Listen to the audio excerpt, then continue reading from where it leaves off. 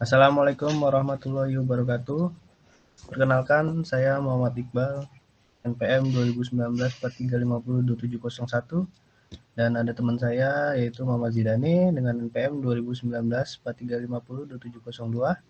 Kami dari kelompok 4 kelas S7S Prodi Informatika. Di sini kami akan mempresentasikan tugas SBP yang kami beri judul yaitu Pakar Diagnosa Gizi Buruk. Di sini saya berperan sebagai knowledge validation dan knowledge acquisition.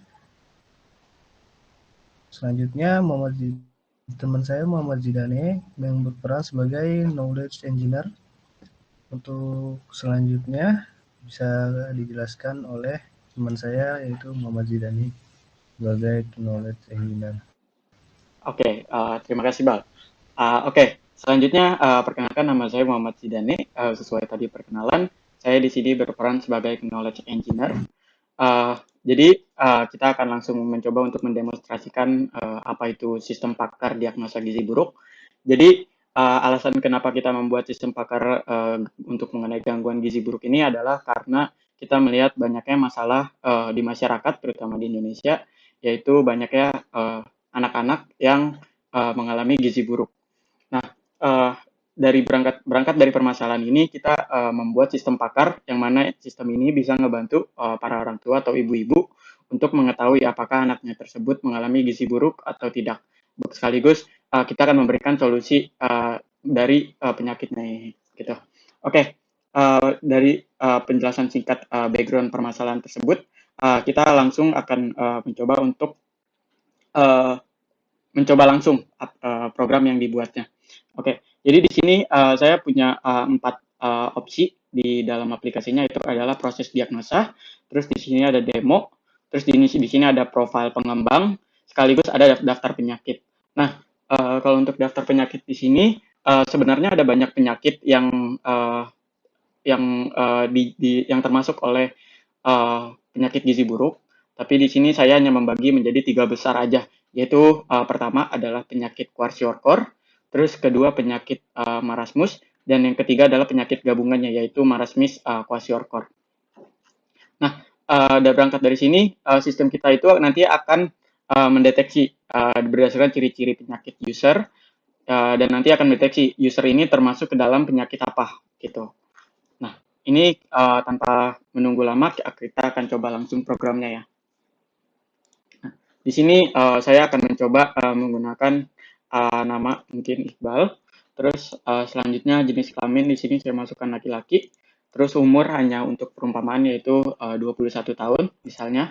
Terus untuk alamat yaitu di Jakarta. Terus nama orang tua misalnya Ani. Nah, dari data-data sini kita akan bisa klik lanjut. Terus selanjutnya setelah klik lanjut ini, di sini akan muncul pertanyaan-pertanyaan atau kuesioner yang ditanyakan kepada user, seperti gejala apa yang sedang dialami oleh anaknya atau maupun user itu sendiri. Nah, di sini saya akan mengambil contoh, misalnya yaitu pertama adalah mungkin sang anak pandangan matanya sayu, terus disertai oleh diare kronik atau susah buang air, terus sekaligus ada misalnya gusinya bengkak dan berdarah. Nah, dari kriteria penyakit gejalanya ini, selanjutnya user bisa melakukan klik proses diagnosa penyakit. Nah, berdasarkan diagnosa penyakit ini, maka kita akan menghitung mengenai densitas atau plausibility-nya dari kriterianya user tersebut. Nah, berdasarkan 3 kriteria yang tadi dipilih user, di sini sistem kita akan memberikan 2 kemungkinan penyakit yang diderita oleh user. Yaitu pertama, kemungkinan user mengalami penyakit yaitu kwashiorkor dengan confidence rate atau kepercayaan nilainya itu kita ada di 41% keakurasian, ataupun user juga bisa mengalami marasmus, namun dengan presentasi ini lebih kecil, jadi lebih condong ke kwashiorkor seperti itu. Nah, berdasarkan seperti ini, maka merchant bisa tahu nih kayak penyakit yang dialami oleh usernya ini. Terus selanjutnya usernya ini kita akan memberikan solusi penanganannya untuk mengalami penyakit ini tuh diharuskan seperti apa, seperti itu. Nah, jadi setelah ini dari POV user, user mendapatkan hasil diagnosanya. Sekarang saya akan mencoba untuk login dari sisi administrator gitu. Nah, di sini dari sisi administrator untuk login saya menggunakan login username admin dan passwordnya juga sama admin. Misalnya terus setelah ini login, maka di sini ada beberapa opsi atau tab yang bisa admin pilih. Di sini sebagai contoh adalah daftar penyakit dan solusi.